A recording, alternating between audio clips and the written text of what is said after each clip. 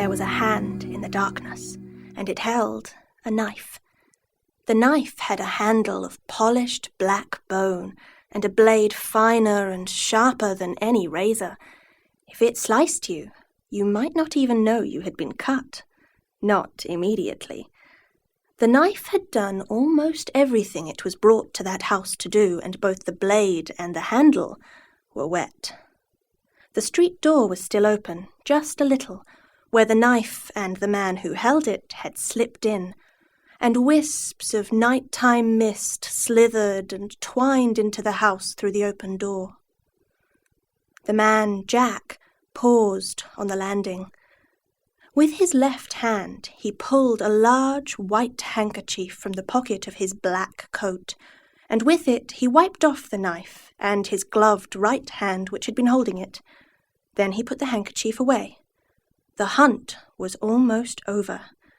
He had left the woman in her bed, the man on the bedroom floor, the older child in her brightly coloured bedroom, surrounded by toys and half-finished models. That only left the little one, a baby barely a toddler, to take care of. One more and his task would be done. He flexed his fingers.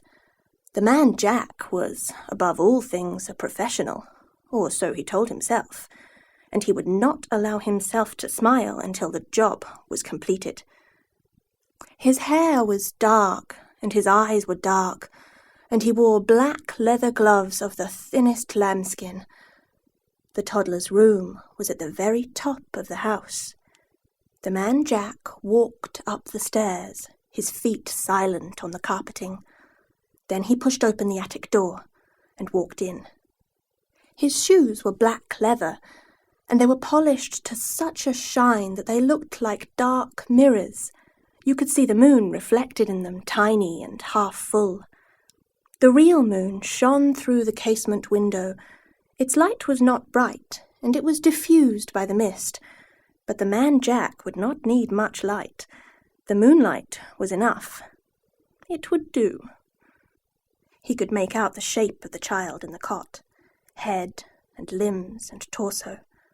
The cot had high, slatted sides to prevent the child from getting out. Jack leaned over, raised his right hand, the one holding the knife, and he aimed for the chest, and then he lowered his hand. The shape in the cot was a teddy bear. There was no child.